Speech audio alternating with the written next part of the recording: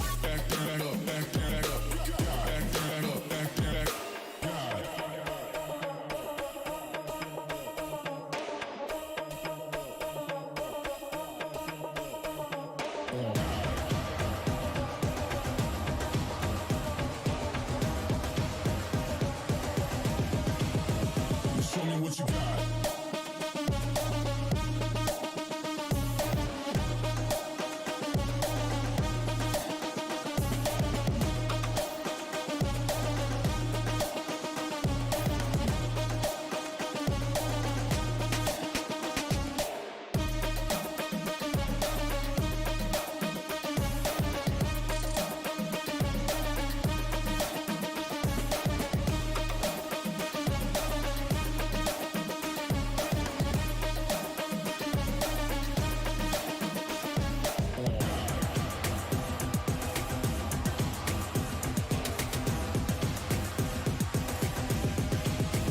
Show me what you got. Down, up, back, back, up, God, down, up, back, back, God, down, up, back, back, up, God, down, up, back, back, God, down, up, back, back, up, God, down, up, back, back, God, down, up, back, back, up, God. Ain't no reason to back down, so step it up. God, down, up, back, back, up, God, down, up, back, back, God, down, up, back, back, up, God, down, up, back, back, God, down, up, back, back, up, God, down, up, back, back, God, down, up, back, back, up, God.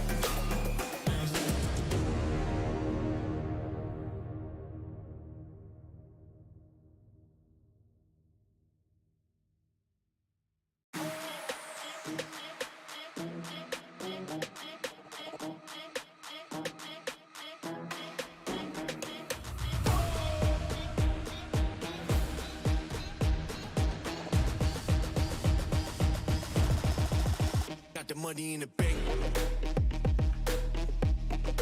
Hit you with the. Hit you with the bank. Hit you with the. Hit you with the 808. Hit you with the. Hit you with the 808. Bang to the break. Bang to the break. Bang to the break. Bang, bang, bang, bang, bang. I'm a boss, and you know that I'm finna shine. Got the money in the bank.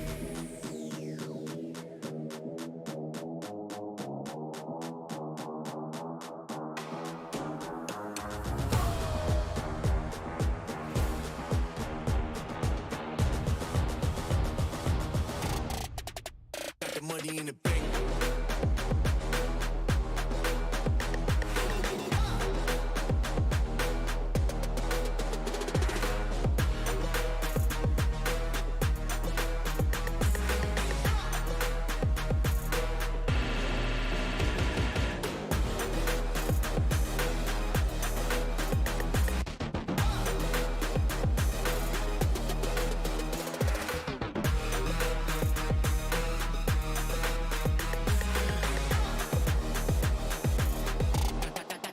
Got the money in the bank.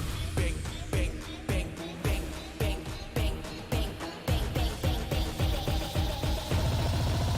Got the money in the bank. Hit you with the 808. Hit you with the. Hit you with the bank. Hit you with the. Hit you with the 808. Hit you with the. Hit you with the 808. Bang to the break. Bang to the break. Bang to the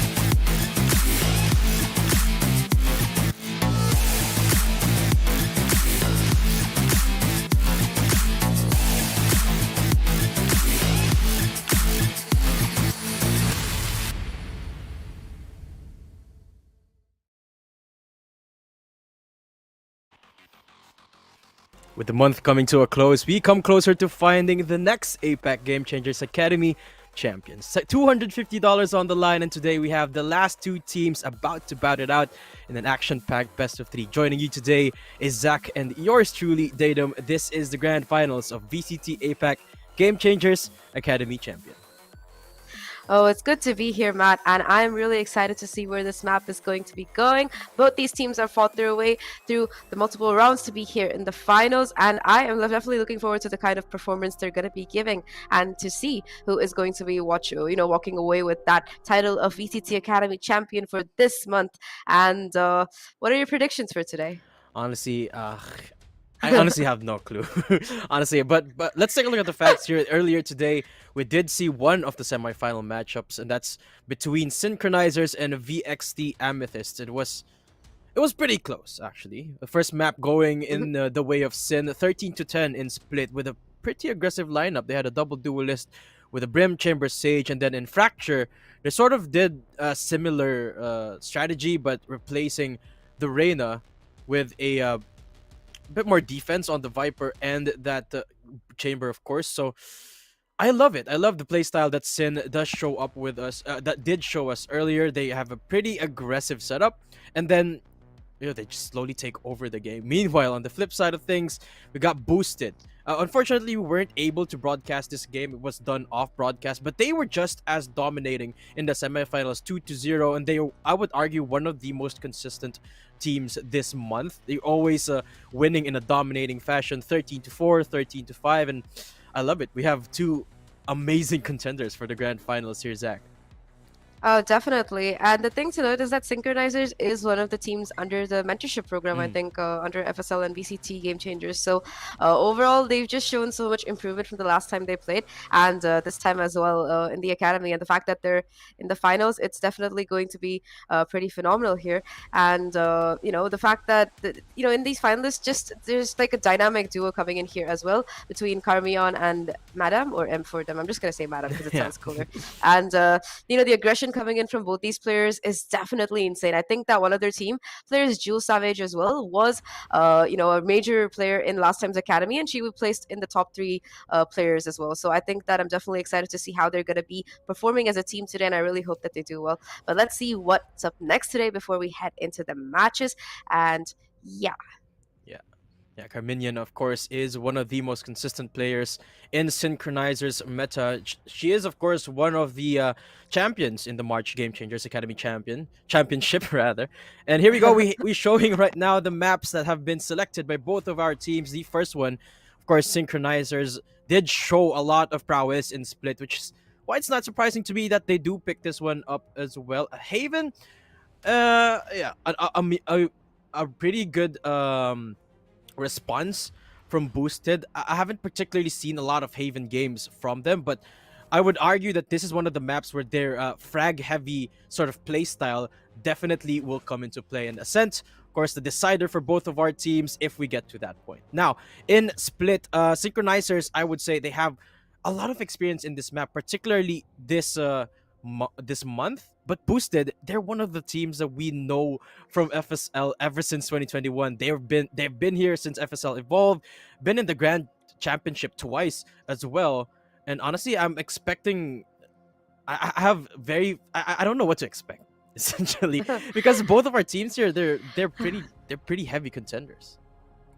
I mean, the motto of these tournaments mostly seems to be expect the unexpected, and that's what I hope to be seeing. Both of these teams before have performed in multiple FSLs, whether it's Academy, whether it's Evolve, and the fact is that they've both had individual players as well as a whole as a team performed insanely well. And the fact that this is going to be the finals coming in between teams like this, it's going to make it really exciting, and I think we're in for a good best of 3 here, though. So looking at Boosted, since I spoke a little bit about the side of Synchronizers already, it is for Booster, I think that they're very comfortable with maps that have longer range fights being taken, such as Fracture, Icebox, and Breeze. And I think that's mainly because of Adikesik and as their main duelist, going for very consistent chamber or jet plays. I think that it makes life pretty comfortable for the team. And of course, you'd think you'd see some jet coming in, but this is one of those teams that seems to run a dedicated race no matter what map it is, and that's really insane because, you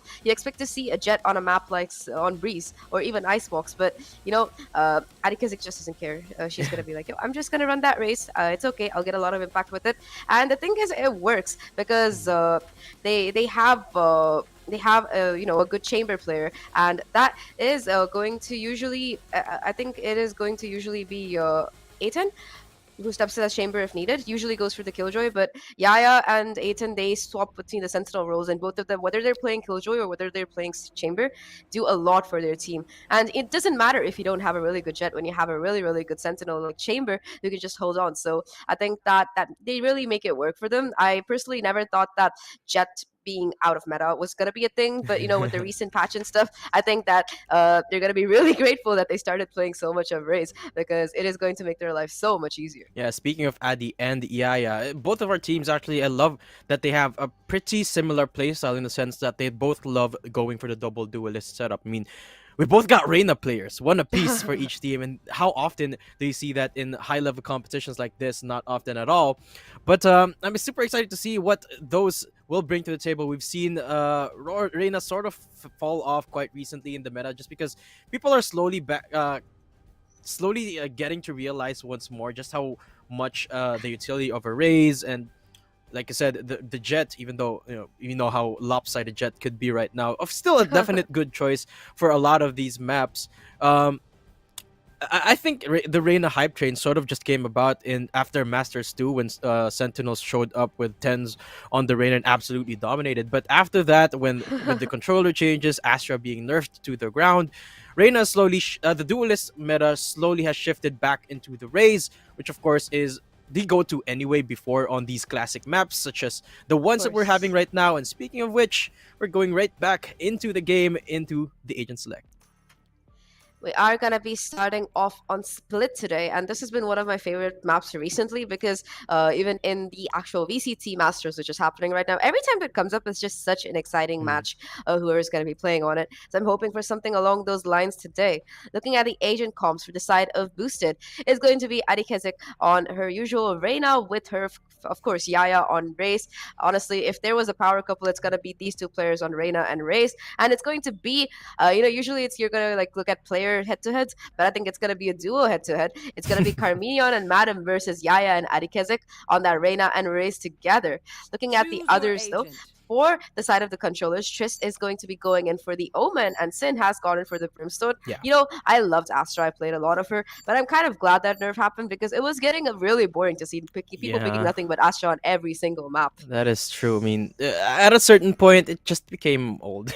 But now, Synchronizers, with a bit of a change of composition from the last time we saw them on Split. In the last series, they did run the Breach over the Sky. This time, they're opting for a little less of that utility, a little more of that information, which is a nice change of pace because I've been noticing that Synchronizers, they want to play these sorts of compositions where they are lacking a little bit on the utility side, but instead going for a little bit of a frag heavier composition with a little bit more utility, sometimes on the double duelist on top of a Breach. But I like this change of pace. They have a little bit more information to work with. So this signals to me that this time around, they want to play a little bit more slowly, a little bit more information with this guy. Because the last time we saw them on Split, it was just rushes on top of rushes.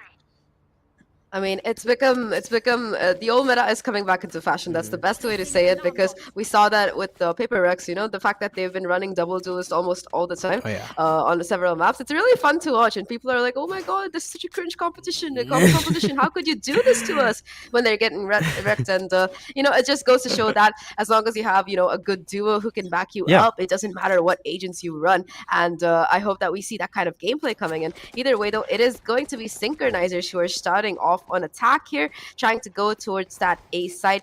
And Adam taking the peek towards Heavens here, but nobody seems to be peeking on the ramp as they try to take Heaven control. The turret will give away information that there's a player. The first point of contact is going to be Adikezik here. Tosses a nade towards that Raptors area, and Triss will not be hit by it. And Aiton is going to open things up with that kill. Adikezik for the backup, gets that overheal. A flawless pistol. Wow. I'm actually surprised how Boosted was able to respond to that so quickly. It was the quick A stack for Synchronizers with Mattdadum leading the charge into site. They weren't even able to take control of Heaven, but they were just greeted with the ghosts in a site. I mean, it was the hold in elbow that bought so much space for Boosted to go and come for the rotation, and they didn't even let the plant 2 come through. It was a flawless start for Boosted, and honestly, that looks so good this time around. Sin, of course, has a 0 firepower to work with, only the classics right now, but they're taking it down a notch. Actually, surprisingly, they're sending one person down in a site on the lurk duty. That is the Sky, but again, it's the early rotation from Boosted. Yeah, I think they might be waiting in for a push or something, you know, because when you have those gun advantages, you tend to get cocky and push out. And, you know, when you're hiding in the corner where the classic, a right click can just get, you know, that frag. So maybe they're seeing if anyone's going to be pushing and getting that kill. That boombot is going to give Yaya a little bit of info that there are people hanging out towards the B main here.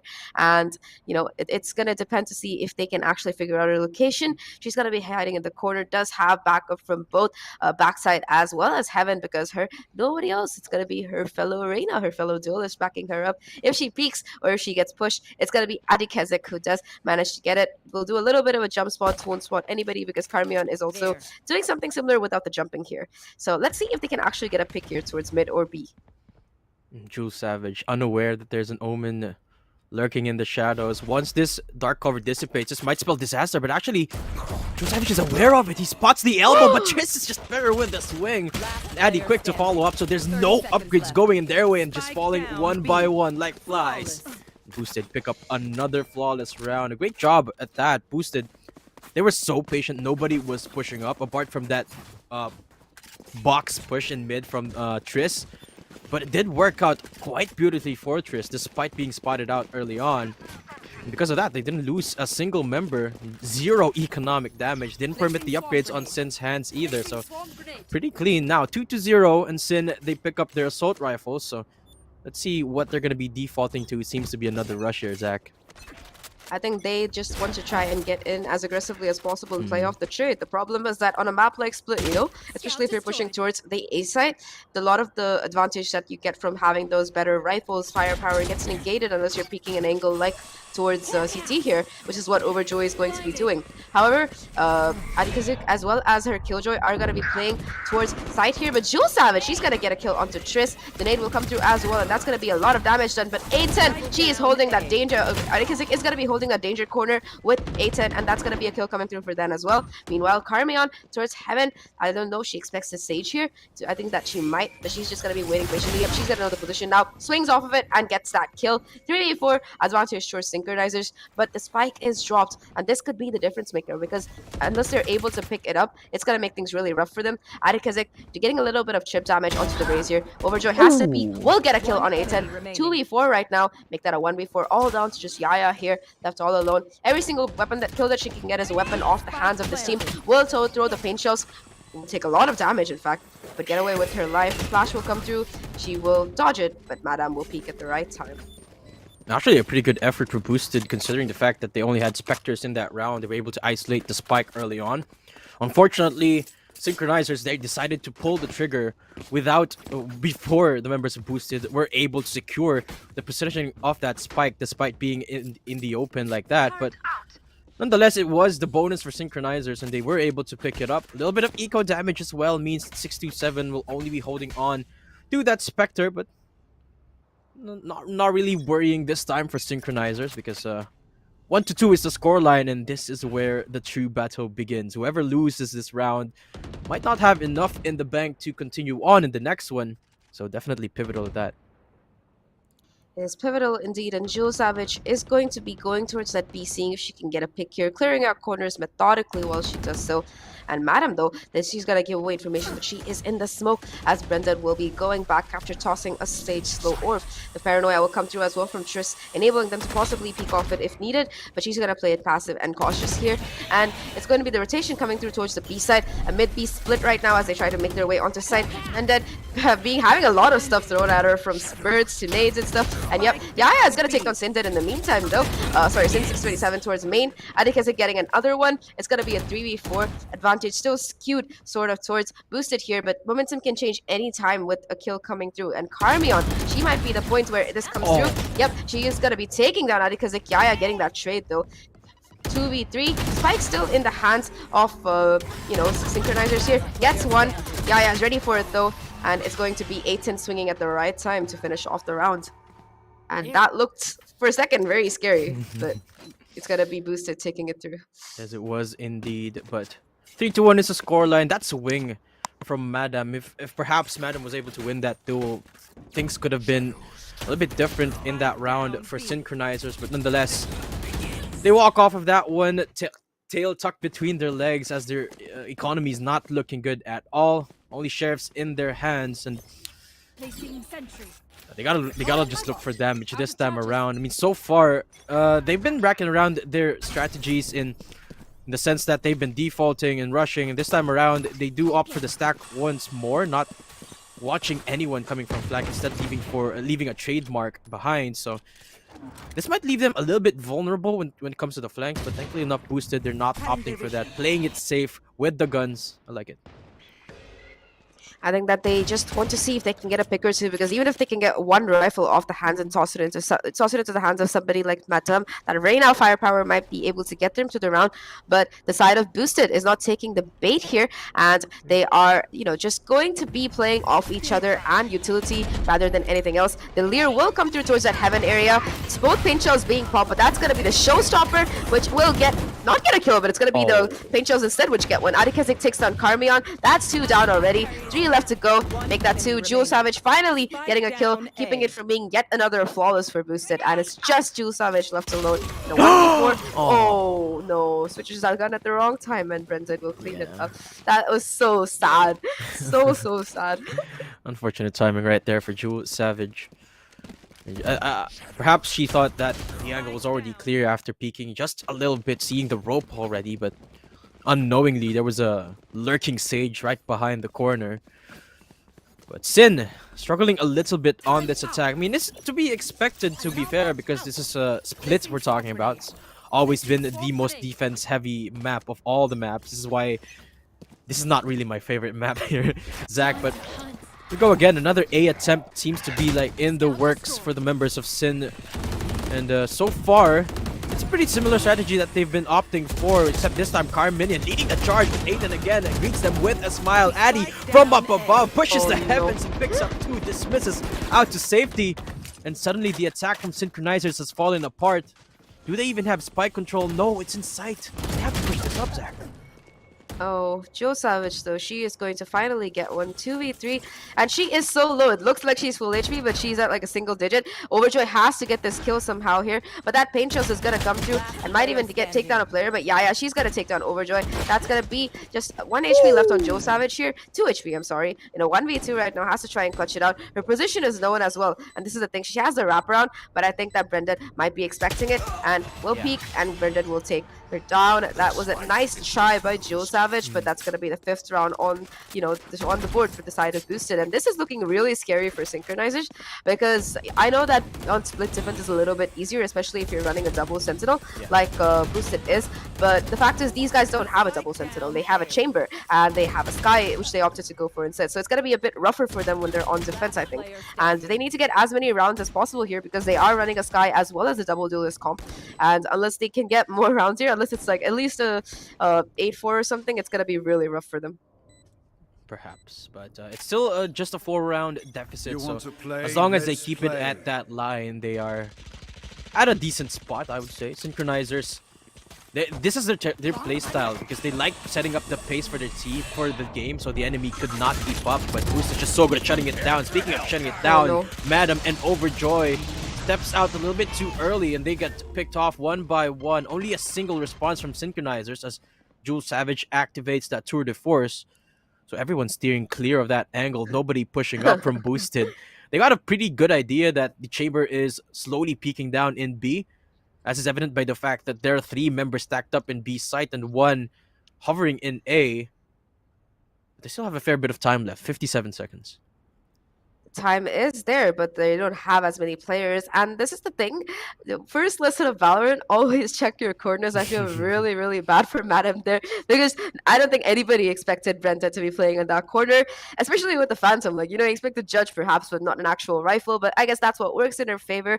I feel like it's a little bit of a slow start from Synchronizers. This is just so off-putting to see because you did see quite a bit of team coordination 30 coming in seconds left. the last few times they played, but this time it's not going to be the case. And Carmion, she's going to pop that showstopper. Yaya will get a kill, but Joe Savage will get the trade. We'll throw that showstopper and do quite a bit of damage, but it's going to be them staying alive. Adikezik will peek at the right time and get a kill onto Joe Savage. Just Carmion left right now. A backside all alone in a 1v2. But 1v3, sorry, she will get one, but Adikezik is there for the cleanup. Oh my god, that Raze run and gun looks really awkward there. I feel bad for A10. I don't know how you deal with it with a stable mind when somebody just runs past you like that and gets the kill nevertheless. Again, Mattdadum tried to full clear Down B. the left side. Unfortunately, he swung a little bit too fast, I think. Wasn't able to spot out that one Sage right there again. It seems like Brenda is so good at finding these angles that always takes the better of the members of Synchronizers. But then again, Synchronizers, they are 5 rounds behind, so if there's a change of pace that they need to put up, it's right now, as again, it's the first touch for Yaya, picking up Mattdadum.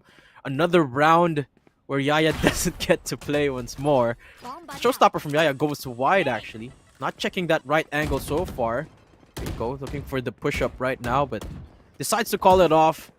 And it's 5v4. Synchronizers walk off with one member down.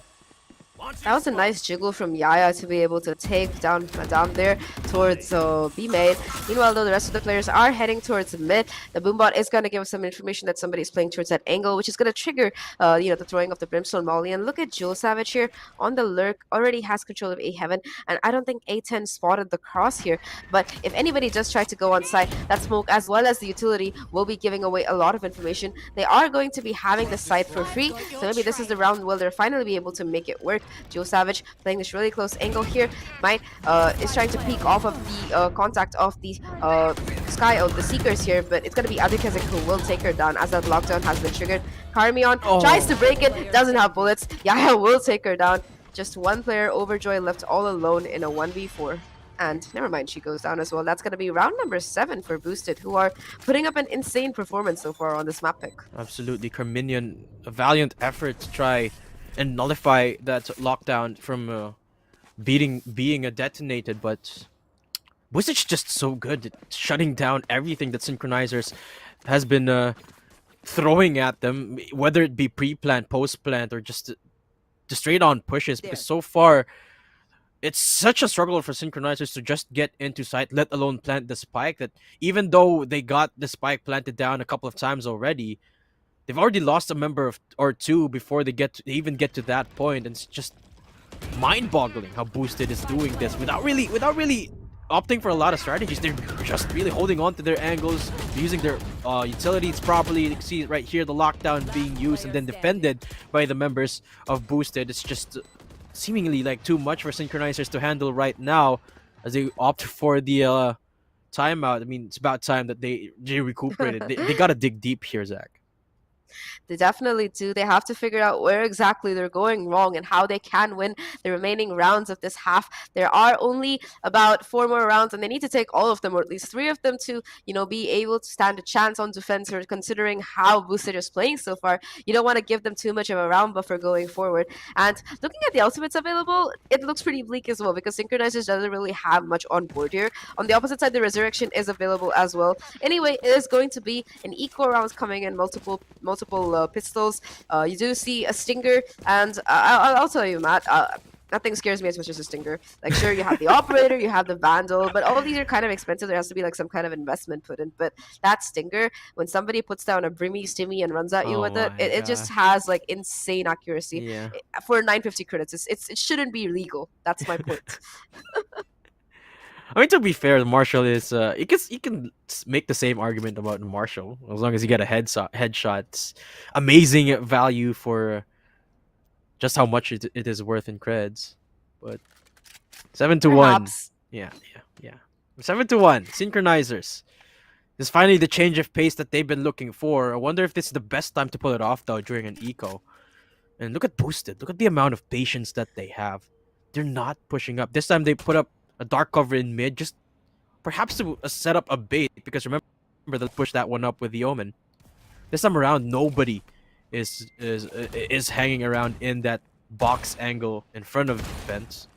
Because actually they're And it's gonna sending, be- yeah, Madam making a lot of noise in B side, but again, look, Boosted, they're not moving at all.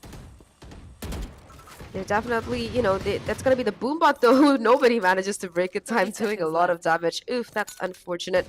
Overgrowth will come through, restoring some of them to full HP here. But that's going to be the pain shells popped yet again, doing a little bit more damage. And so much delay happening here, because they managed to run it down to the last 20 seconds on the clock. Carmi on Satchel's in, but yeah, it's going to be Yaya taking her down. Overjoy as well to getting the trade though. 4v4 right now, 10 seconds left on the clock. And I just don't think this is possible because of the fact that there's no time left. Just Jewel Savage left alone towards mid, tries to get at least one more, but Adikazik is feeling herself today. The shots this lady is hitting, my god, it's insane. As she will be taking down the last players for Synchronizers. This is the last round of hope they really have, because it is going to be their full buy right now, and unless they can make it win, it's gonna be a rough economy yet again. And they only have 3 more rounds left in the half. They can't afford for the next round to be an eco as well if they lose this, because it's likely that they will lose that as well, and it's going to be a 10-2 half if that is the case. This is do or die for them. Unless they can get this round, it's going to be really rough. Like, sure, you can come back from 10-2,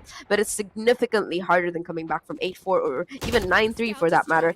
And on a map like Split, every single round matters. This time, they want to be going in for the A execute here. The turret from A10 giving away some early information. The Lear is popped as well, and they are going to be aggressing based off of that. Adikazik is throwing it in and trying to get some elbow control back, but Carmion, she's going to be satcheling in and will get that first pick onto A10 here. Finally, first split, 2 first splits going in the direction of Team Boosted. Yeah, finally they're able to pick off A10. That's been hunkering down A side for the whole of the defensive side here for Boosted. This time around, they enter the post plant with a man advantage, and Synchronizers, they're looking at top form. Question is, will they recuperate off of that loss? It seems like they have very little utility to work with, but they're now entering site, not knowing there's still one member lurking behind them. But will it be called upon? Braindead picks up 2. So 1-on-2 now, as he doesn't get the swing onto Overjoy. Synchronizers back on the board, 2-8. So that's why they need to win it, Zach. They do.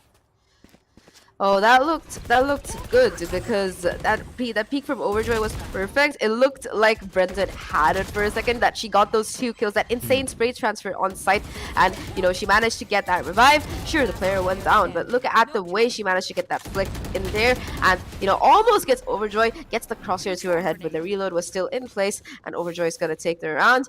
It isn't too bad for Boosted though; they still do have the money for it, and that's what I mean. Like, that kind of push coming in from the side of Synchronizers is exactly what they've needed so far. They break the utility. There's a Sky Flash, a Reyna Lear. They jump into sights. Carmion Tatchels into it, getting a lot of control. And the rest of it makes sense as well. It's gonna be the Brimstone Orbital Strike committed towards CT. That's gonna keep Adikazek from helping out Aiton, but Aiton doesn't need any help, as she will get 2 by herself here. Manages to dodge and tries to get the 3rd, but Sin 627 will take her down. The trades are quick though. Just the Sky left all alone here. Spike dropped, and her lurk is just a bit too late as she makes her way through mid.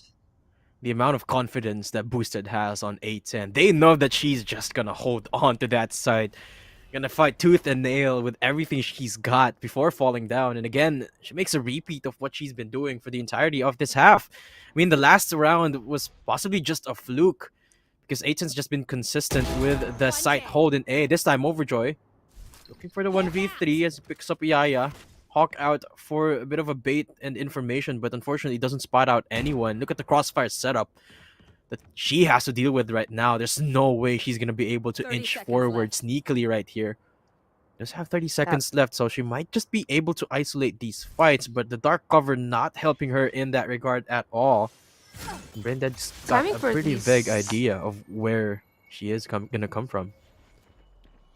Yeah, I think they do, and there's only 10 seconds left. The dark covers have 10 been seconds phenomenal left. from the Omen here towards ramp first, and now towards main, and yep, Brenda is just gonna clean that up.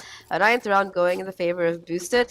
For a second, I thought the Sky had a really good chance of possibly clutching that, but it is not going to be the case because the spike was dropped, and that hold of the spike was just too good.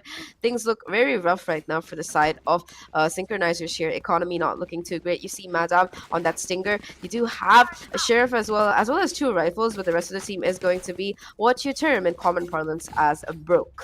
They do have the Showstopper to work with as well as the Empress, but honestly they could make this work because if they can get close enough, that Empress with that Stinger might be able to let Mattdadum absolutely pop off here. The thing is, the first obstacle in their path is none other than Yaya, who has been putting up Bofo numbers so far on this match here. Again, 8 and isolated in a site, but that's not where Synchronizers are looking to hit. This time it's a B stack for them. It's something that actually they rarely opt to do. Quite surprisingly so, always opting to hit A. It is the last round in the half, so trying to change things up might just be a little bit too late now as they break down the barrier down in mid. Again, rotations coming through for Boosted. 2 members down in A. 3 members in B site, 2 in heaven. They slowly inch forward down in vents. A lot of noise being made. Brenda unfortunately wasn't able to finish off anyone as Mattdadum falls once more this time down in vents. They're getting cornered right here. They're pushing up all angles. They have to account for this. Thankfully, they have the Seekers to help them out to just find out where everyone's gonna come from. So it's a 4-on-4 off of that single kill and that ulti. But in response, Carminion gonna inch forward in tower, claim that real estate with the Showstopper and sight as well. Brendan, will you be able to connect your shots? No, she doesn't. 3-on-3 on the post plant here. Zach and Triss starts it off amazingly. Just gets 1, spots the head, but is unable to hit the shot on the second, and Sin 627 will be peeking down from heaven under heaven with that Spectre getting that kill. It's gonna be a 2v2 right now, but only 6 bullets left in the Spectre. 627 has a lot of insane shots to hit here, and it's gonna be just 8-10 right now, but Sin, the trigger discipline all this time was, I think she was watching heaven and she just turned around once her teammate died. She was like, wait a minute, that's not my Brimstone. We don't have a Brimstone on this team. And yeah, that is going to be a 9-3 half. Perhaps it's a curse, perhaps it's not, but either way, an overwhelming lead for Boosted here. Yeah. I mean, that was scary for a sec. When I saw that it was 8-10 going for the 1 versus 2, I was like, hold up, this could turn around. But thankfully enough, Synchronizers able to play off of each other, going for the trade here. Sin 67, pretty good job of trading their teammate. At least they, we were talking about at least they should get to 8-4, right? But 9-3, it could be worse. It could be worse. It's the curse. It's called the curse for a reason. So things aren't too late yet for Synchronizers as they do head off into the defensive side this time. Of course, we argued how they would struggle a little bit considering they only have the chamber in terms of defensive utility here. But who knows? Maybe they're going to get aggressive with it. I mean, of course, the advantage of playing an agent like Chamber is that you can afford to get aggressive. You get a headshot or you get a kill with your, pistols, you are going to be able to teleport back, and that is going to give you an overwhelming advantage. The thing is that I think a mistake that Synchronizers did quite a bit was trying to push into a Killjoy, especially on rounds where they had mostly pistols, and that really lost them quite a few rounds. Either way, though, it's going to be the side of Boosted. We're showing a lot of patience here. The exact opposite of what Sin did. We saw them trying to rush into that A side or B side multiple times, and they are just defaulting. They are playing very split here. That is going to be the Moombot giving away information that there's a player towards vents, and the paint shells will be committed there, getting a lot of space towards that side, and it's going to be 26-27 who is holding down the fort towards B heaven. Note that there are players outside towards the stairs area, and it's just this one smoke keeping them at bay here. They might decide to turn around and rush him. Yep, that is going to be the case. The Lear is popped, and Adikazek will be able to get the kill off of it. Sage Wall is popped as well. It's going to come down to Overjoy to get 1. Can't get 2, though, as Adikazek will swing at the right time, get that kill. Triss will be caught off guard. Carmion taking her down, making it a 3v3. A really attempted retake has to come in, but only 20 seconds left, and the spike hasn't even gone down. What? 15 seconds, they can still inch forward. Finally, they get the plant off, courtesy of 8-10. But actually, Carminion, unaccounted for, as she jumped down to hell. 1 member in rafters, and Addy will pick him up. Now, it's a 1 versus 3. All alone, Mattdadum in, from CT. Does she have it in her to go for the isolated fights? Does have a single Devour available, or Dismiss, whichever she chooses to use. But I don't Yeah, think look- she's going to be able to do so with very little health. The first obstacle is Addy. Will she be able to win this swing? Info being given away. Down to 2 health. He does get a good shot onto A10. Clears Rafters and gets one off before falling 10-3. They make it close, but Synchronizers unable to close it off. Oh, with that pistol around, things are looking very, very rough for Synchronizers here. Yeah. You know, the fact is that the worst part is this is their map pick. They chose Split, and they clearly had a game plan. We've seen them win on it before, but this time around, it seems like Boosted is too much for them to handle, and they are not having a good time here, especially that combo of Adikazik and Yaya. Look at them, 19-8, 16-6. They have been just putting up huge numbers for their team and winning out runs. Like, even the last time you saw Adikazik get a 3K, and Yeah. even though you know, Mattdadum managed to get 2 more kills, it was Yaya who closed it out. So definitely a really good performance coming in from both these players for their teams, being the hero star duelist, the power couple, as I think of it, you know, on Split for the side of Boosted here. Marshall's on the defensive side. Overjoy pushing up. So this might be the aggression from Synchronizers that we've come to know and love, finally returning to their roots. Nobody's watching this angle where Synchronizer is going to come from. She is still taking the long way around. Mattdadum doesn't get the swing off with that Marshall. Gets forced off by the nade as well. And it's already in the works to flank here, but it's a little bit too late because everybody's already made their way into sight. So by this time, the Sky, so hard to find value when you take the long route like that and don't make it in time. Now she's just in heaven, so turns have been tided here, if I might say so. And Overjoy just falls without getting anything off of that, despite taking that long route. Now it's the retake that's about to commence with a man deficit. Thankfully, they do have the firepower to work with. The Synchronizers, remember, went for the force buy in round number 2, but they're struggling. They've got very little to work with in terms of utility, but at least they don't even get the first touch. Triss and Addy just popping off left, right, and center, and A10 to close it out. 11-3 Boosted, 1 away from match point. 1 away from match point, and it seems like they should get it without much trouble because that was a force coming in from the side of Synchronizers. Multiple Marshals and Spectres on the board. They seem like they want to be going in for a force yet again because, of course, you don't want to let the opposite side get match point for free here. And you do see a Guardian on Carmian, a Judge of all things on Overjoy, and, you know, multiple different kinds of guns. I think every single player on the team has a different kind of gun right now, no cap. So it is going to be Synchronizers trying to make it work with some varied armory there.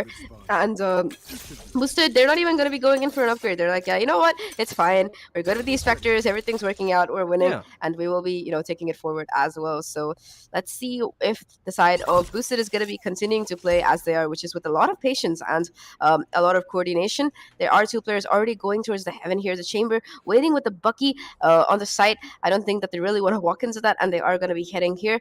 Smokes not really coming through here, and Adikazik is going to be the first point of contact along with her brave fellow player. It is going to be a player towards Vents right now. Overjoy popping the flash, trying to get some information, but all of them have already walked up to ramps, and I don't know if they expect this here.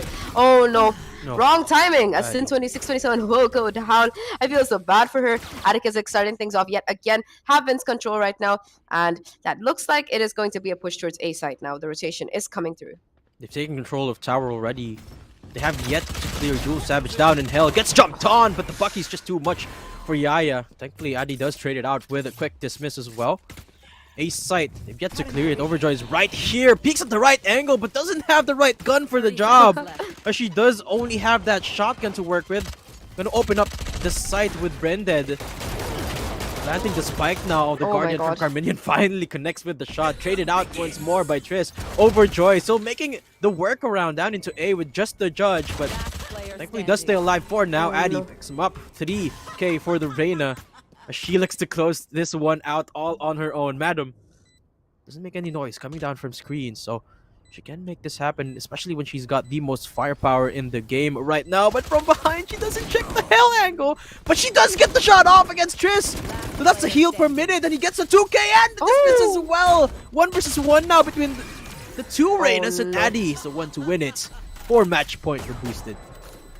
Oh, that looks so unfortunate. I actually thought Madam had it, but even if she managed to take down Addy there wouldn't have been time. And this just looks super awkward from Joe Savage. Good for her that she got her one. What I'm confused about is why Overjoy didn't switch from the Judge to the Classic. Maybe she was worried that if she pulls it out, you know, she was gonna get caught, unfortunately. But that was the, honestly, I think if she had switched at some point, if she would have done far more damage, and that would have been what the side of Synchronizers needed to win that round. But things look really bleak right now. They do have a rifle, they do have some Guardians, they have like a very assorted buy here. Again. And I don't think it can do much. So as it seems like this time it's just going to be a basic mid and B split.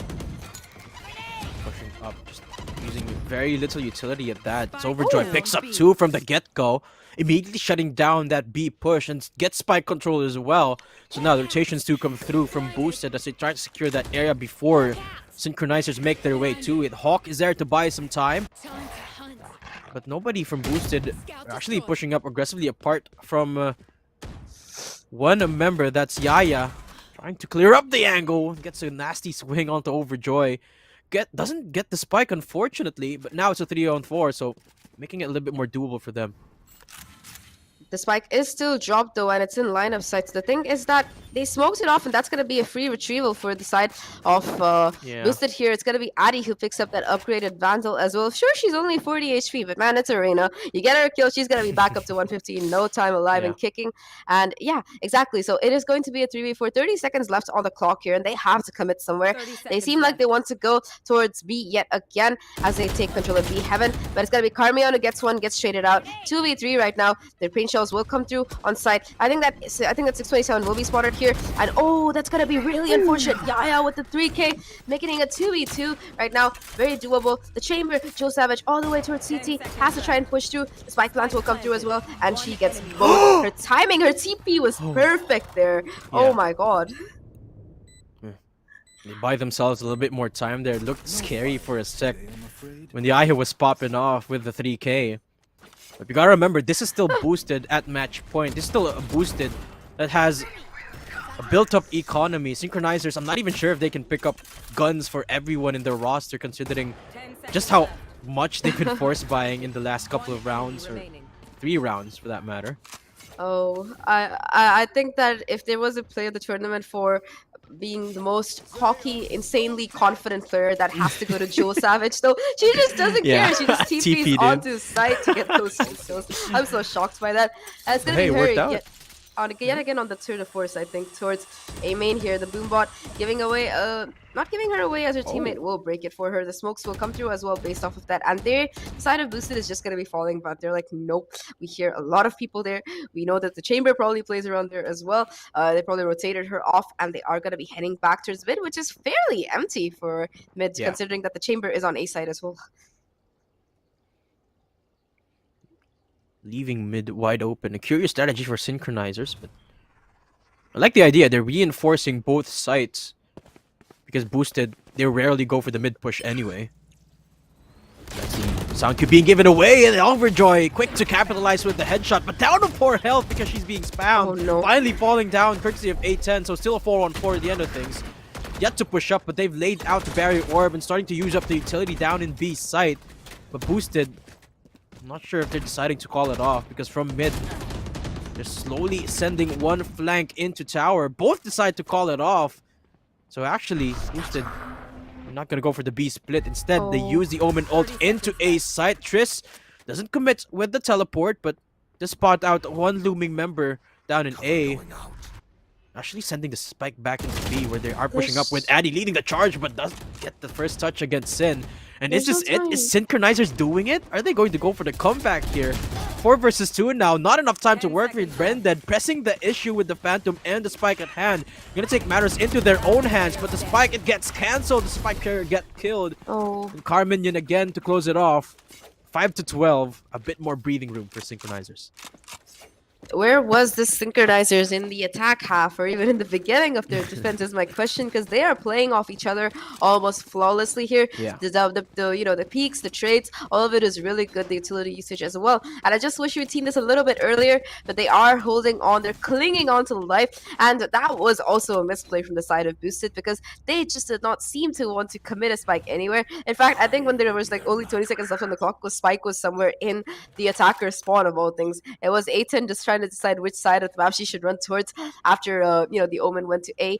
I think she was just a little bit of confusion going on, not enough comms, and that is going to lead to that issue. Yaya is going to force the issue though with that ultimate coming through, but Carmion is going to live to fight another day. And Pinchos will come through, but they're going to chase Carmion here. They don't care. They're just going to be hunting her down, and it's going to be Carmion who gets that kill, in fact. Yaya taking the trade. 4v4 again, and the crossfire from both these players is deadly. They're just pushing up down in CT. They want the frag, they want the upgrades, but Sin's just not permitting that, as A10 does get one touch, but that's about it. Boosted. That was the bonus round after all, so Synchronizers, they're happy to they're happy to secure that round for themselves, buy a bit more breathing room, but now the true test, because Boosted finally have the firepower once more. Look at this aggression though. It looks so awkward here towards stairs. Yeah. At least A10, they managed to get 2 down. It wasn't eco for them. But I think the economy for Synchronizers has improved after those round wins. Consistent round wins with at least 3 players alive. So they should be doing much better here. Just pushing up. Like, I wasn't sure what the game plan there was, Synchronizers. Or rather for Boosted. They were just... They were chasing the Rays through hell and high water. But now... Again, picking up the pace. Boosted. They're slowly grasping at straws right now, as the tempo is just being shut down by Synchronizers. Gotta question just how much Synchronizers is in the heads of Boosted, despite being at match point already. But again, Jules Savage with the aggressive TP. This time, not getting anything out of it. And the push to the dark covers the Yaya. Doesn't get the shot off. Oh no, runs out of bullets. And Carminion does get the swing off. So Synchronizers equalize the manpower despite losing Jules Savage. Again, another post plan to commence right after the spike to go down, but they have yet to actually plant it. Boosted, they're pushing up. They got the spike down, but it's all down to Branded, who doesn't get anything out of the spike. And it's Sin for the 3K and the 7th round for Synchronizers. They're coming back here, Zach. They definitely want to come back, Matt, and that's going to be 12-7 right now. 3 consecutive rounds in a row. This is exactly what they needed. They've needed for a while, and perhaps they finally found their footing. We have seen comebacks like this before, and oh my god, this was just so awkward. I genuinely thought Yaya had it. I feel like a lot of these players in the heat of the game, they forget that they have a secondary pistol called a classic or whatever they have, and it's just a little bit unfortunate to see, but I understand, I also go for the reload instead when I'm in a corner like that. I know I'm just half a second more. I got this. I can get her. And, unfortunately for Yaya, Carmion hit a perfect headshot there. So that is going to be a very important kill. And ultimately what secured them around, along with the Orbital Strike, which did a lot of damage to like at least 2 of the players of the 3. Ooh, that is going to be a Phantom Spray that gets a lot of damage on the Omen, gets another player as well. Just Adikazik though, left alone with that lockdown to her name. It's gonna be Mattdadum though, who peeks at the right time. Gets a kill. Adikazik is there for the trade though. Does have the Empress if she wants to commit this, but Spike is still dropped here. 1v3 to her name. Flash comes through, will spot Jules Savage's shoulder, but she is going to wide peek that and get the kill. For a second, I was so scared for Synchronizers map, because it seemed like once Adikazik gets going, she gets going, and there was a potential of her really having that pop-off happening. Okay, earlier I wasn't sure if Boosted are slowly waning in confidence, but now I know for a fact that Synchronizers, they're in Boosted's heads, because right there we saw the desperate attempt from Addy right after devouring that heal and then activating the Empress. Doesn't even get the 1v1 off against Jules Savage. You can see the cracks in their armor right now. Boosted, they're slowly faltering. I mean, thankfully for them, they only have to win 1 round to close this one off, but their eco's just not letting them this time around. Look, back to the singer for Branded. Never know though, economy rounds can be the most surprising, but not that Boombot has anything to say about it because that's going to be quite a bit of damage done onto Attic Ezekir, who will nevertheless get the kill onto Joe Savage. The run and gun too much to contend with, and that is the B side open as well.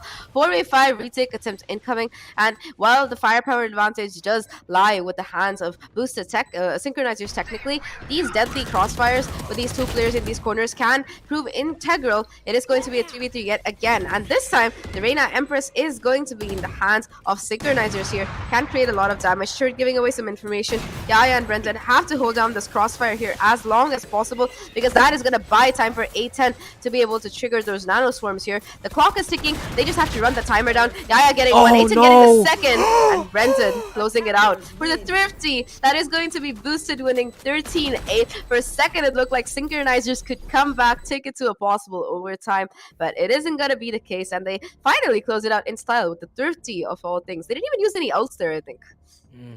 13-8. I mean, you got me there, Zach, when you said that anything can happen in this eco rounds, and just like that, boosted, they close it out. I mean, perhaps if synchronizers were able to close out the second half pistol round, perhaps it could have been a different story, but because of the fact that they didn't have enough room to work with. And here you have it, folks, the first game of our grand finals for April. It's 13-8 boosted. They take game number 1. Stay tuned because we'll be back for game number 2 with Game Changers Academy.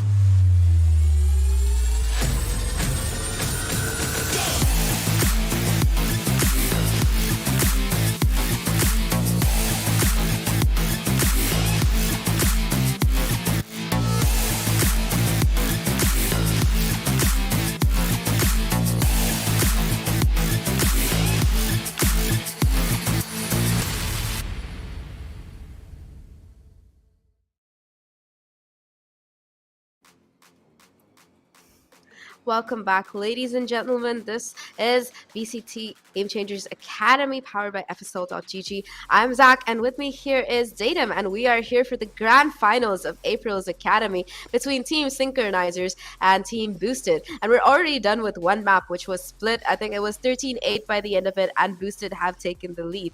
So, Matt, what do you think Synchronizers is going to do here? I mean, I think they just gotta play. They just gotta play because I think that game one was a testament to just how closely matched the both of our teams are. It's just that Synchronizers took a little bit of time to get on the same level that Boosted is already at. But now we saw there on the second half, Synchronizers, they almost made it happen. They almost made the comeback happen. Unfortunately, there just wasn't enough room. This time, Boosted, they picked Haven, right? So the last map, it was a Synchronizers pick for sure, but this time Boosted, they're on the attacking side, which is anyway what's generally the more favored in Haven as long as you get those trades. And in that regard, Synchronizers, they're pretty good when it comes to the trades. Definitely, and I think that we did see them buck up. That was a major problem they were having on the first half of Split, getting those trades. You saw multiple 1v1s being committed against a single player from Boosted, and the player from Boosted getting all the kills, because of course, if it's just going to be an aim-to-aim battle, it's going to be a 50-50, and a lot of those 50-50s were taken and lost by Synchronizers. They did manage to, buck up and find their form, though, like you mentioned, towards the end. And yeah, hopefully we see that coming in right from the onset of Haven. And the thing is, this is good for Synchronizers because even though it isn't their map pick, it is one of those maps which everyone's been playing Haven since the game came out, so I'm sure that they already have strats and ideas coming in for this map here. You do know that they prefer to play again. They've played this map before against other teams, and they've usually done a pretty good job here. And I think that when it comes to Haven, either way, when you're on defense, you want to make sure you get, again, like Split, as many rounds as possible. It's the opposite of Split. On Split, you want to get as many rounds in attack. On Haven, you want to get as many rounds on defense. Yeah, and I think Synchronizers is really confident in their attack, and they want to, make sure that they can get, once they get like at least 4 or 5 rounds, they're just going to be going W key on Boosted here.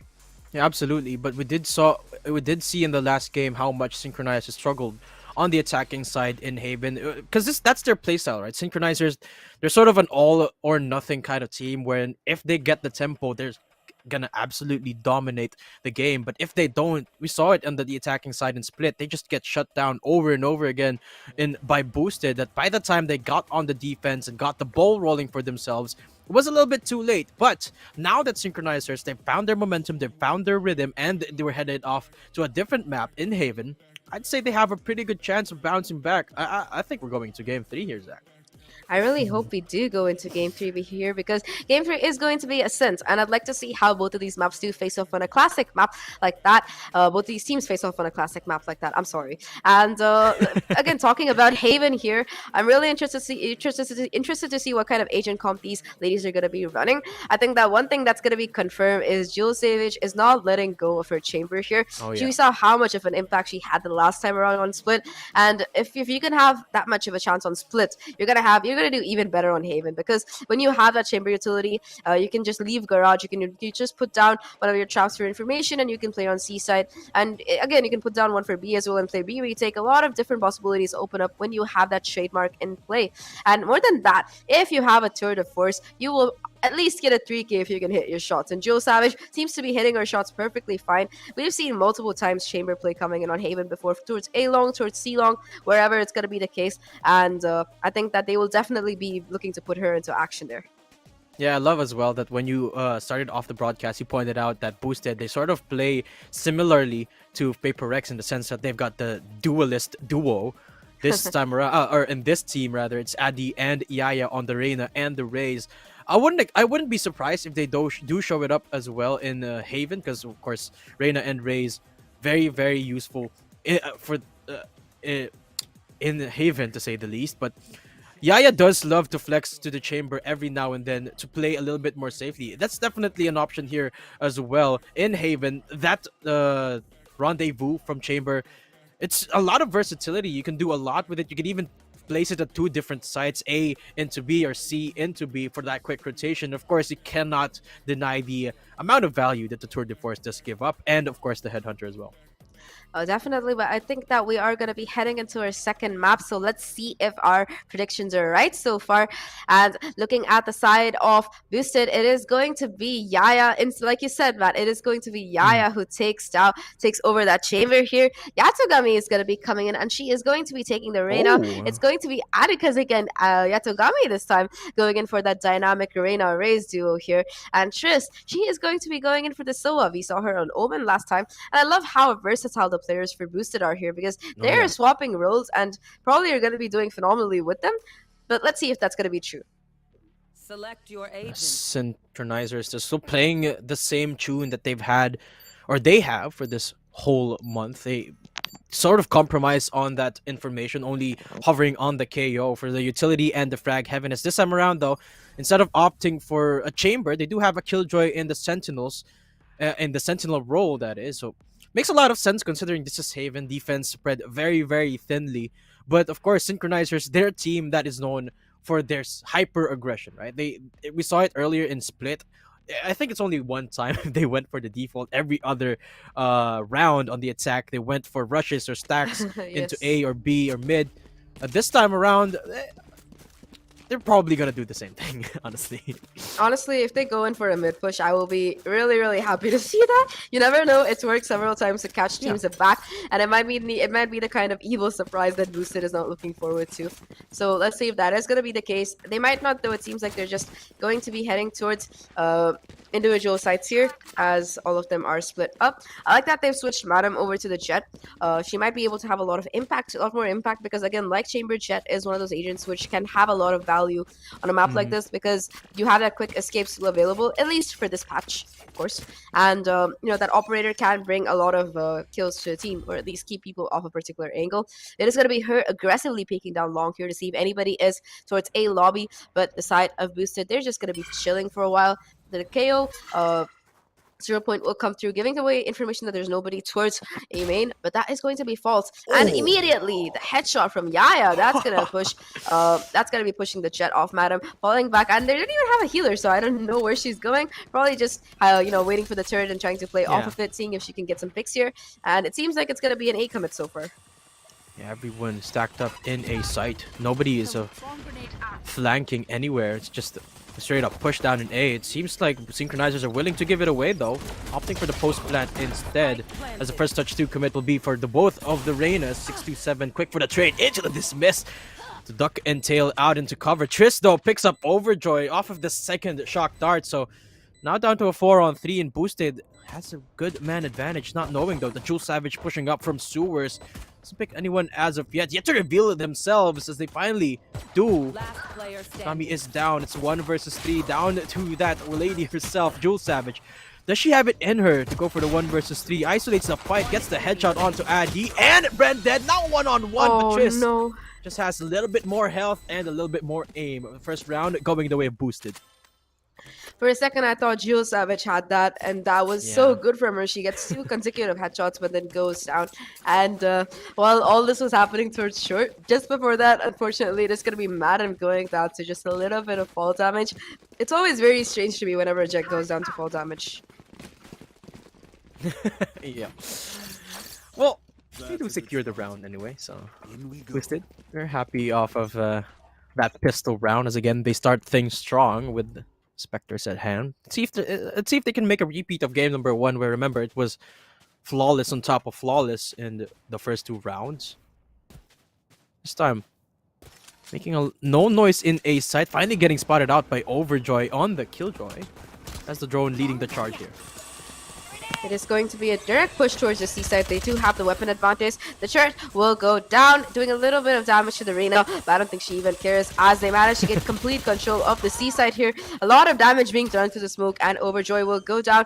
KO is really low here as well. Jewel Savage trying to get the timing, but Brendan is ready for it, as it is going to be the Omen versus Omen going down. Yatogami will take down Carminion as well. Just 2 players left, the Reyna and the Jet versus the World here, as the shock darts trying to do more damage yet again. Yaya and Adikizek will clean up the dynamic duo still, and it seems like Boosted is feeling really strong there. However, we did see that we saw them get 2 flawlesses the previous time as well. This time it seems like it's going a little bit closer, and let's see if they can make the most of this bonus. And Boosted is just so good at these pistol rounds. They've yet to drop a single pistol round in this entire grand finals. And round number 3. Let's see if they're gonna make a repeat of the second half in split, where even though they had a firepower deficit, they were able to still close it out in their favor. Are they gonna slow things down here? It seems like they will, as they leave Iaya for that lurk duty. I mean, they did deal with a lurking Sky in the last game. This time, nobody pushing up from Boosted or Synchronizer, so they're very wary of it. Yeah, they realize the potential that that can be, and it's going to be Adikazik who gets spotted by 627 here. The Lyra will come through, and Adikazik is going to be falling off. She's like, nope, that's a rifle. I need to get closer before I can take that fight. Meanwhile, it's going to be Jewel Savage holding towards the window here, and there are multiple players towards the garage just waiting to see if they can be getting a kill. And the Sova drone is going to be coming through here. Jewel Savage will be popping the smoke to play with, and thing is, she is going to go unchecked here, but Mattdadum will be spotted, gets a kill, gets 2 in fact, tries to go for the 3rd, and will be taken down finally. But the advantage is right now overwhelmingly in the hands of Synchronizers. The spike control is still in the hands of Boosted, but it's going to be a 2v4 right now, and they can't even pick up that rifle because it's going to be the Reyna guarding it. 627 getting 1, will be peeking off of that dismiss, spots a second, Yaragami will take her down, but Overjoy is going to be there for the trade from behind her, and finally a round in the hands of Synchronizers. Really well played by them, especially Joe Savage. Bit unfortunate that she went unchecked by that Sova drone there, but I mean, lucky for her, of course, but unlucky for the side of Synchronizers. You should really clear your corners. I feel like that's a very common mistake happening in a lot of these games, and it's not like I can claim to be better either. I missed it all the time, so I completely understand how these girls are playing. You don't expect anybody to be playing in a corner like that with a rifle around, you know? But either way, it's a play that really works out. Yeah, and Boosted, they did find a little bit of damage as well, taking down 2 members of Synchronizer, so it wasn't the worst round imaginable. 2-1 is the scoreline, and again we go into round number 4, the pivotal round on most games. This time around, the Boosted taking it very, very slowly down into C. Overjoy going for the peak. Spots out 3 members actually as Recon forces her out of that angle. No. Now hanging about in the platform. 3 members against her. She still does find 1 before falling down. It's going to be a 4v4 now, and Brenda should be able to get the spike down. In the meantime, Trista is going to be judiciously, religiously watching this angle towards Garage, but Jewel Savage is going to fall back before the smoke goes down. Carmion as well is pushing forward off the flash, but Tristan and Adikazik are there for the trade, and oh my god, Jewel Savage, she does come back, and Mattdadum is there to protect her body. It's going to be a 2v3 right now, not much time left on the clock, and this Omen is going to be really low as well. This just might be a save coming in for the side of Synchronizers here, because like you mentioned, if they lose this 4th round, they're not going to have money to buy anything, so they are going to be just falling back. Jewel Savage seeing if she can get another pick, will spot a player's body, does a little bit of damage, but it's going to be Adikazik dying anyway, going down to the other player. Ooh, Okay, 2 versus 1 now. Brenda all alone on this post plan, but there's just not enough time for Synchronizer. Just looking for the damage now. It's now a clutch for Brenda. Of course, only had to hold her angle. But man, what a valiant effort for Synchronizers. Just didn't have enough time to do so on the 2 versus 4. And again, it's these glimpses of life that signals to me that Synchronizers, they will not back down without a fight.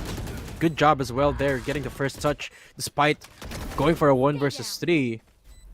But as you mentioned, Synchronizers, if they lost that round, they will have nothing in terms of eco, and it's exactly the case now. They have to go for the eco. they will have that hero rifle though, which the Jet managed to take into the next round. So Mattdadum doing her team a big favor there. In the meantime though, it does seem like the side of Boosted wants to hit that A side. Yet again, Mattdadum will peek, get the information, takes a little bit of chip damage, but will stay alive. Oh no, that KO 0 point was on point, as it's going to stop the drone from being able to work. Yarogami having to manually clear out these angles towards short here. And Joe Savage, she'll get that first pick. We'll be able to TP away as well. Never mind, Yaya is going to hunt her down here. No cover from a teammate. And that's going to be the A side open right now, as Honeyglazee will take down Mattdadum, who dashes into a grenade. Ouch. You gotta remember that's Mattdadum with the hero assault rifle for the Synchronizer. So now in the post plant, they only have but classics to work with. But hold that, Carminion does get one before falling in the end. As Sin hanging around in heaven. I believe there aren't any smokes on Braindead's hands apart from that paranoia. So playing it to a T here. Overjoy gets blinded out of that angle. Still trying to press the issue though, because remember, this is still an eco round for Synchronizers. So they've got very little to lose. Sin with a nasty shot. They're making this doable now. my God. With Sin on that Sheriff. Gonna pick up the upgrade as well, but time slowly ticking away. Has a lot of angles to clear. Doesn't spot out the barrel, so she's gonna go for the tap here, but no, she's gonna go for the save. Good decision here, but could have almost made it with the Thrifty. I mean, at least she could have pushed because it was going to be an eco round. I think she realizes that the value of the gun is basically the same. There's not time left. She doesn't want to give kill away to the Reyna possibly and decides to save it. Not a bad call. Like, there is no time like you mentioned. So that is going to be the 4th round for Boosted though. And Madame, I thought she would be playing off the Blade Storm here, but you know, she's one away, and instead of trying to go and get the orb, she is going to be just going in for that Bulldog. Full buy right now for Synchronizers. They have to try and make this work because again, it seems like it's going to be turning into a repeat of last game where the number of rounds which Boosted got ahead was just too high, and by the time they were poised to make a comeback, they just didn't have the rounds in hand to try and do it. The tour de force is going to be popped by Yaya as well. She's going to be watching, but Jewel Savage, that's going to be an optive right there as Yaya is going down. 4v5 right now. Finally the advantage starting off for Synchronizers here. Addy. There we go. They were ready for those pushes from Mattdadum and Overjoy. Just a little bit over aggressive on those pushes. I mean, they have the right idea. They finally get the gun, so they do the unpredictable, but Boosted, they read them like a book. Now it's a 4-on-3. Now execute happening in a side. Look at the utility usage though. Carminion doesn't even get to leave backside as it's back to the 4-on-2 now. Boosted. Again, they put themselves in a pretty comfortable spot on the post plant. Jewel Savage, very few options on the op. I think that she might just try to go in for a save while 627 does as much damage as possible. Yeah, and it's not going to be much because Adikazika is going to take her down. Just Jewel left all alone in a 1v4. And she's playing Omen, so it's not like she has a Blade Storm or a Headhunter to work with like other agents. She is going to be just going in for the op save. She does have all her armor as well as her utility. That hero op might be what the side of Synchronizers need to take the next round. And yep, she is just going to be waiting here. I think that the side of Boosted are going to let her save as well. They don't seem to care here because they are having an extremely successful attack and they are doing phenomenally well. That push towards A main was read so well by Boosted and a bit unfortunate for Synchronizers. Like, again, it was a single peaks coming in. You saw the Reyna get caught off guard first, and then Overjoy walked into it, and Sova was able to take her down. And overall, just the kind of peaks, the kind of holds coming in from the side of both these teams. It makes me confused for a second as to who the attackers and defenders are, because towards A main, it was a lot of confusion for a bit. Yeah, you can absolutely see the Boosted. They really done their homework on the playstyle of Synchronizers because they predicted. They know that it's a looming possibility always for Synchronizers to push on the defensive side, especially in these types of scenarios where they're trailing 4 rounds. And back to the eco again, the Synchronizers go. Back to the Stingers they go, and Carminion, with the jump peak, gets scanned out as well. And the utility pump now coming through again. She's gonna fall through the paint shell, 2nd time in a row. That's just not a good time. It's not enjoyable. I feel like Adikazik has homing beacons instead of paint shells. They just go in like missiles and find the player.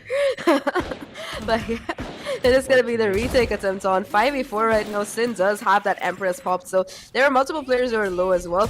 As long as they can get at least a pick or two, it's going to make things really easy for her. That's going to be the lockdown committed, but the Hunter's Fury is going to come through as well. And Sin will be able to get a kill, but will be traded out. Joe Savage pushes with the op, but it's a little bit too late here, and it is going to be yet another round in the hands of Boosted here. The op will be lost as well, which could be making things even worse for them, worse for Synchronizers going forward.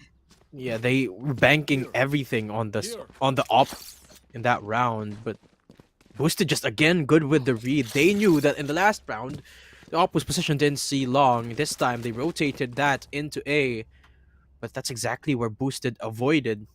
Instead, going for the C-side hit where only a Stinger was waiting for them. And we all know how that turned out for Carminion. Now, speaking of Carminion, she's switched around to A-side as well. Might be met again by the onslaught of these members from Boosted. Oh, You called it. It is going to be 627 going down to Atticus there. And the push towards the A side continues unhindered. It's going to be Carminian who falls back here. Does not want to stay alone because she knows the kind of aggression coming in. And she just does not want to die yet again to the Razor's Pain Chills. But look at Overjoy's position. She has control of window. And will be able to get one, get two, get three! Oh my god. Gets four as well. Overjoy bringing life back to the side of Synchronizers with that 4K. Yaya though is going to deny her the ace in a 1v3 alone right now. Has to try and get more kills before she can go in for the plan. The trademark will be hitting Jewel here, and it is going to be her holding the angle. And can Yaya do this? Nope, she cannot. Amazing job right there for the defense as Synchronizers off of that beautiful play from Overjoy. Let's see that again one more time. The 4K spray transfer as well. Enemy remaining. Gets the fourth kill onto that Reyna. Of course, gets shut down by Yaya. It's the lurk for the lurk, but Synchronizers, the damage was done, and they take a win out of it. 2-6. They keep it close here, Zach, but it's a very similar story to the last game, but can they close the gap more? It was 9-3, remember, going into the second half in the last game. This time, they can make it a little bit easier on themselves on the attacking side. But Boosted picking up the pace. Again with the utility dump down into backside. Doesn't get anyone off this time, but it's Yaya from up above who does press the issue. Mattdadum good for the trade, and there comes the KO for the suppression. Spike finally getting retreated by Boosted, so they can actually rotate off of here. The thing is that it's going to be the trades coming in really quickly. Atticus, Overjoy, Tris. It's going to be really fast here. I barely saw anything that happened, but Atticus and Brandon are going to clean it up here and get yet another round. I wish you could see that in a replay in slow motion because I have no idea what went down on that reset. I mean, that's the thing when you watch things go down in B side, right? It's always a fiesta, and especially when you've got a raise into play and that KO going after the fact. So once utility pumped was done for Boosted, it was a KO to activate, and it was just from there on out absolute madness. But at the end of things, Boosted, they come out on top, and again they force Synchronizers into a bit of an iffy buy here. Marshals across the board, so it's all going to boil down into the headshots. But Boosted are slowing things down, and I like this. I like this playstyle a lot from Boosted. Whenever they know that they're playing against a team that doesn't have the firepower to keep up with them, they don't let themselves get punished. They don't permit the upgrades to come through from Synchronizers, and I love that calculation for them. Mattdadum, though, spots out one member down in A. That's actually where they're pushing up here with the chamber. Teleports in for the safety. Yaya pressing the issue here, looking for that real estate. But they're gonna met with two waiting arms on the Marshal and in Heaven as well.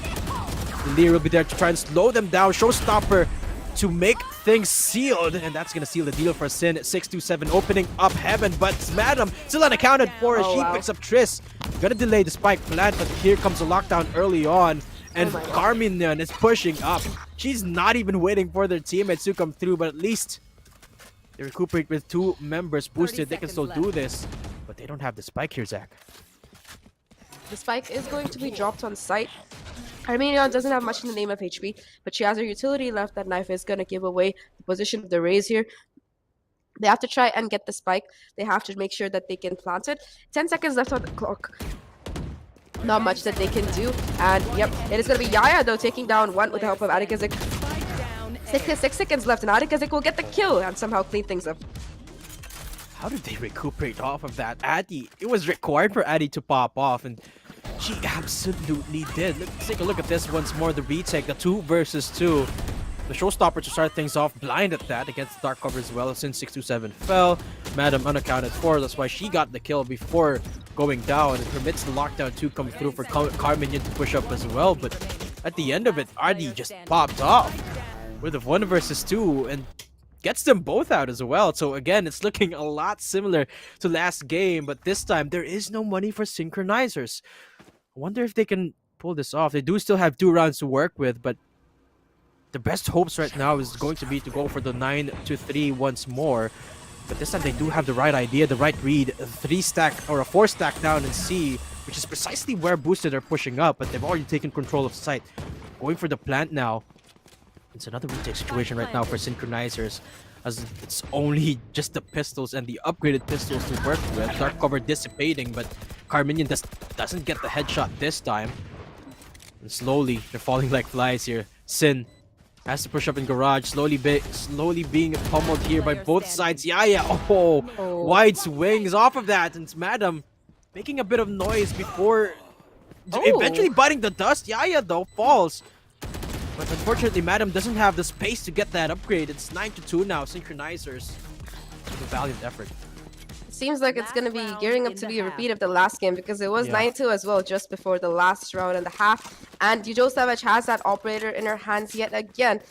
Mattdadum has that Blade Storm as well to try and make things work with. But at least this time it is going to be Boosted, who are going to be on attack next time. And they do have... I'm sorry, Synchronizers, who are going to be on attack, and they do have that duo of Mattdadum and 627 this time. Mattdadum has woken up a little bit this match. She has gotten a lot of insane shots entries coming in, and she has to try and go forward, make sure that the attack rounds go in favor of her team. It's going to be a huge burden on her shoulders here. Yaya, again with that tour de force, is going to be watching towards B here, seeing if anyone's going to be peeking her, but the side of Synchronizers is playing this very cautiously. As I say that though, Yaya is going to take down Joe Savage with the op. Mattdadum though will get the trade, as Adikazik will take down Carmian. 3v4 right now. Yaya has more control, but Mattdadum towards A side, she's going to be getting 2 with Tris going down as well. Spots a third, tries to get the kill, but Yarogami is going to get that. Yeah, Mattdadum just doesn't get the spray control on point off of that last bout. Now it's a 2-on-3 as the teleport doesn't work in their favor. Sin wasn't ready for it, but she gets the swing off, and that spike in no man's land for Boosted now. Sin just wary of the angle to watch out for, but she's got no idea that both of them are on site already, so it's gonna have to be the retake for the two of them. Tour de force against them as well, so Synchronizers they have a massive task ahead of them, and Overjoy just makes it all the more easy, nullifying that one member. And Yaya down to 4 health, and the tour de force doesn't connect with the swing, so Sin takes us into 3-9, and like we mentioned, it's looking a lot like Split. Oh, that was quite interesting to watch, because it seemed like the attackers and defenders completely swapped sides. Yeah. I think that the reason why Boosted sort of lost this round was because they, instead of planting for CT, which Yaya had complete control of, they decided to go in for a default plant instead. And Yaya, while she takes out Overjoy, almost gets the shot with the tour de force, but it is going to be Synchronizers who take that much needed round here. And this is what it's going to come down to for this pistol round. Can they take it? Because if they do, they have a good chance at making a comeback. But otherwise, it is going to be really rough for them. They seem like they want to go towards the A side. It's going to be just a Sova here right now, as everybody else is going in for a C stack force boosted. Sova, Tris does have that recon bolt as well. I think they want to make a quick rotation based off of the information coming in from it. And it is going to be broken instantly. So that is going to be the information that there are multiple players towards this A side. They seem to be going in for a retake here, as Tris is going to fall back safely. Some utility being committed, smokes the knife and stuff, but there's nobody on site, so it is going to be a little bit of a waste here as the spike will go down. Tris putting in her usual shock darts. We saw her get a kill before, and this time though it's not going to be successful. 5v5 retake is on this pistol, and I think that there are a few more seconds before the recharge utility is gotten in hands of either. And Adikazik, it is going to be a little bit of a mistimer nade here. The trades are quick though, 2v2 right there. Synchronizers, they bide their time, they let the plan 2 come through, and now they're owning the post plan. 2-on-1 now is Boosted, down to 1 man. Addy picks up Overjoy. It's so close, but at the end of things, who's gonna win it? It's the paint shell from Addy, and Boosted once more. They claim the pistol round, and that's gonna spell disaster for Synchronizers. Oh no, this seems like an exact repeat of the last time, and I don't know what Addy had in her coffee today morning, but I want a dose of that, because she has been absolutely popping off today on that Reyna. Now on this race, she has been the this tip of the spear for the charge that is coming in from the side of Team Boosted here. Absolutely doing a phenomenal performance. 22-6 on this map already, and they are going to have that upgraded by yet again. For the side of Synchronizers, they did get the plant, so they will be able to afford getting those pistols if they want to. I'm sorry, getting those Spectres if they want to, and they are going to be going in for the Force. Joe Savage is not getting a Spectre. She's going to be the only one with the Marshal, but we've seen her on the Operator. I'm sure she can do a lot of damage with that Marshal as well. Let's see if it's going to pay around this time, because we saw this before. Synchronizers going for the force buy in round number 3, just unable to capitalize off it. The Oh, that stack. knife doesn't spot anyone out, but it's actually the 4-man stack down in Seaside, so that might prove deadly for Boosted. As Sin pick up the first touch, Yaya offering up resistance as they pick up 2 right there. Spike again in the hands of Synchronizers, or rather Boosted. So again, Synchronizers have a tall order ahead of them. Gonna wait for the flank to commence before they actually execute, but thankfully enough, they've got a fair bit of time, but unfortunately Overjoy got spotted by the trademark. I don't know if they'll still expect her to be aggressing up towards B, and it's gonna be the Chamber here who is watching from CT for the cross, and I think that she is going to be spotting Overjoy here. Yaya waiting for it. They'll be getting a kill as well in a second, and yep, that is gonna be a 3K for Yaya. A possibility of the ace, which is stolen away by Yarogami. Just Joe Savage in a 1v4 right now. Hits a shot, but will not connect the second. It's going to be the spike dropped as well. Doing as much damage as she can, gets 1, but 1v3, and the side of Boosted just gonna hold the spike here. It is dropped on site. There is no time, and all they have to do is hold crossfires to prevent this from being a win. Oh, goes for the 1 versus 3, but Jewel Savage just doesn't have it in her. I mean, this is Boosted we're talking about. It's the fragging potential of this team is just amazing. And over again, they keep proving it on these pistol rounds that they just refuse to give away. We saw it right there in the first round of the second half, rather. The 1 versus 1 was all boiled down to, and Boosted still, no matter what the circumstance, secured that pistol. And again, it was the forced buy to respond for Synchronizers. Again, not making it work, unfortunately. So it's looking a lot like last game. Remember, when we were at the same spot, it got us into 12-3, and Synchronizers started to run for the comeback. This time I have a little bit more space because we're not at match point as of yet, but the firepower, is it going to permit Synchronizers to go for the comeback? I'm not particularly sure. Only a single buy, I believe, on the Marshall. That's on Overjoy. And Yaya, at least in response, does have that tour de force. Doesn't get the connect onto Boosted's members. Now pressing the issue into sewers as Madam picks up Triz and the upgrade. Is he going to push this up? It's not the best idea against a tour de force. Again, numbers equalizing here. And Spectre, again, not in the hands of Synchronizers. So it's just the Sheriffs and a Marshal, I believe, to work for them. But still creeping up in A and B. They did manage to get a lot of bullets done with from the Tour de Force, but the spike control has again gone into the hands of Team Boosted here towards mid, and it is going to be they have to retrieve the spike first before they can think about doing anything else. And there are already 3 players towards this B side here. Overjoy does manage to, the Omen does manage to get it, but Overjoy gets the trade as Adikazik will take her down. 2v3 right now. The Tour de Force is basically done with, I think. There aren't any bullets in it left. And it's going to be Yaya who tries to get a shot with Sheriff. Will not manage to do so, but Brendan will take down 627 here. Just Overjoy left right now. Ooh, that looked very scary. Gets a 1 and a 1v2. Fakes the plant, spots a second, gets a second. Okay. 20 HP left. Only 13 seconds left on the clock. Brendan looking very healthy here. But will she expect this point? Yep, she does. She expects a play from Overjoy, and that's match point for Boosted. You're gonna have to go for the force here. I mean, it was so close for Overjoy, almost getting that 1 versus 3. But Synchronizers playing with fire. I would argue that they overstepped their bounds there a little bit, pressing their luck. The first 2 shots of the Tour de Force did not hit. And then the peak 2 come through, finally getting the shot off. And off of that, it's back to square number 1 for Synchronizers on that attack. They get punished for it. Boosted. They're just so good at playing to their advantage. They have all the space they need right now. 3-12. 3-12, and things look extremely bleak right now for the side of Team Synchronizers as Yaya starts things off with a kill onto 627. Rendezvous away as well, so that is not going to be a trade coming in anytime soon. Overjoy does have that lockdown to work with, and I think that they want to go back towards short to try and put it down, because that is a default plan spot for it. Nobody's going to be coming flank though. It is going to be Yaya still holding down the fort here, and it is going to be the smoke coming through again towards short, which might enable her to actually get that lockdown down. So it is going to be 4v5. Mattdadum making sure that they're not being pushed from behind. It's going to be 2 players on the A side. They have to contend with 3, in fact, as Arena has a right for some backup. Once this lockdown goes down, it's going to make things much easier for them to get control. Absolutely.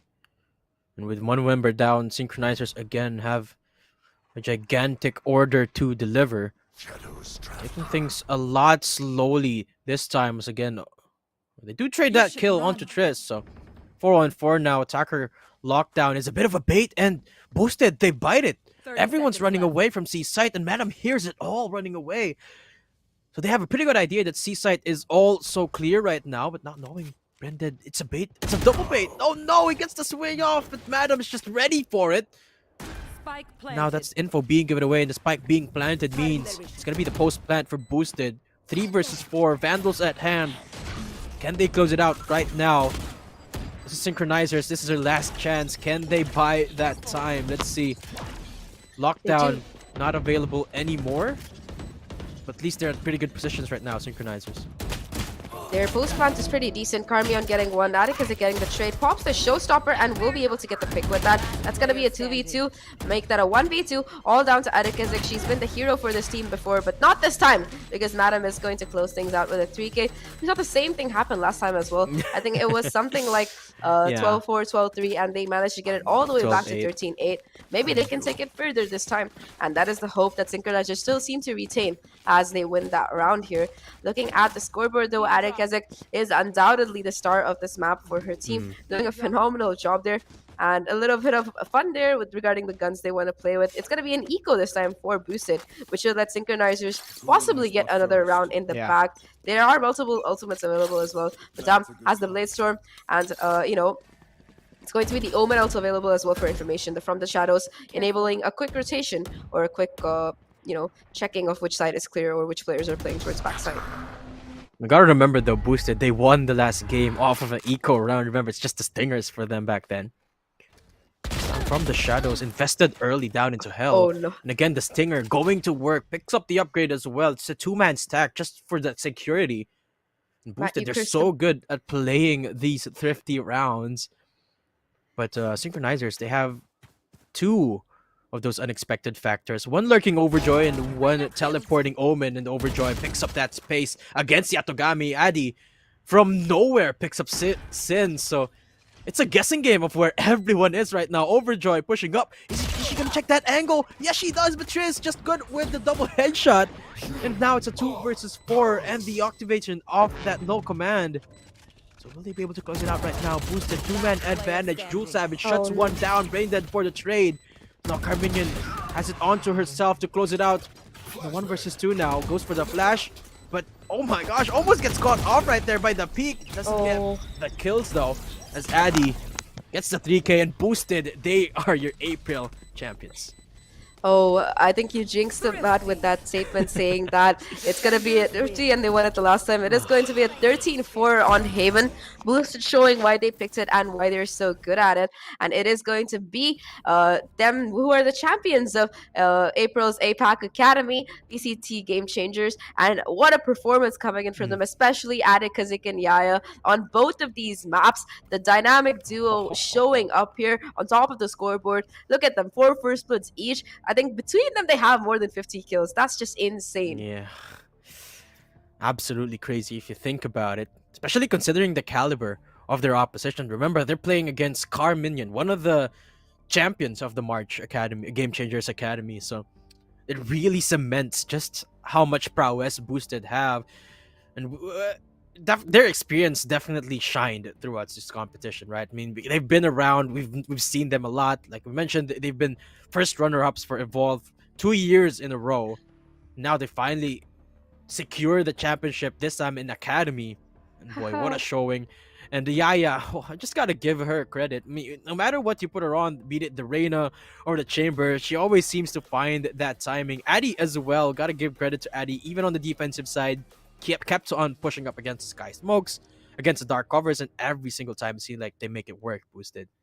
I have to say, it's just insane coordination coming in from them. Their defaults are so good. Their trades are so good. And, you know, even the utility usage, I think that at some point of the game, the race for the side of Boosted had almost as many kills with her paint chills as she did with her gunplay. I'm not even joking. Like, she had so much damage coming through, and it was a really good performance from both of these teams. And nice try from Synchronizers. They just couldn't synchronize. I feel so bad saying that. They just couldn't synchronize in time. And while you did see signs of life return to them towards the second half in every single game, it just wasn't enough, because by then it was already a 10-2 or 11-3 scoreline looking at them in the face, and there wasn't much that they could do to come back from it. Really unfortunate, but this is Academy. You're here to learn from your mistakes and to do better next time. They didn't make it all the way to the finals, so I hope that we do see both these teams again next time if we are having a team-based format and they get to go up against each other yet again and make sure that they get a little bit of revenge in,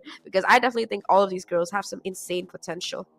There you have it, folks. We have our champions for April, and that's Team Boosted. Stay tuned, because we'll be back after perhaps a month for the next installment of VCT APAC Game Changers Academy. But until then, it's me, Mattdadum, casting here today with Zach. See you guys again for the next one, and have a good one.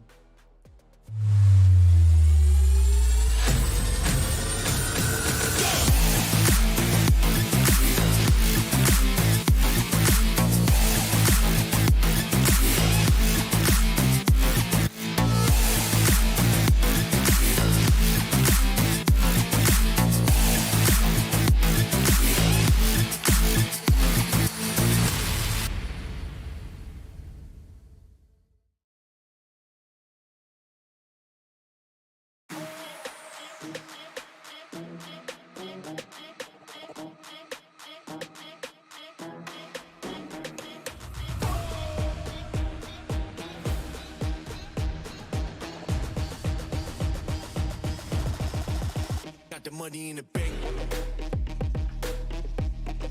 Hit you with the bank.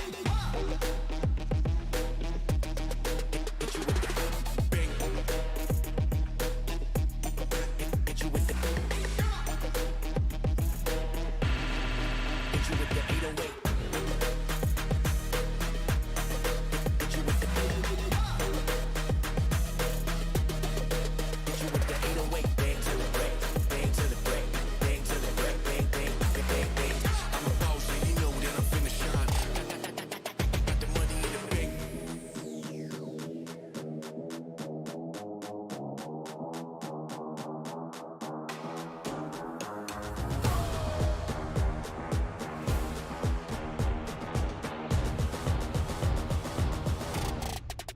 Got the money in the bank.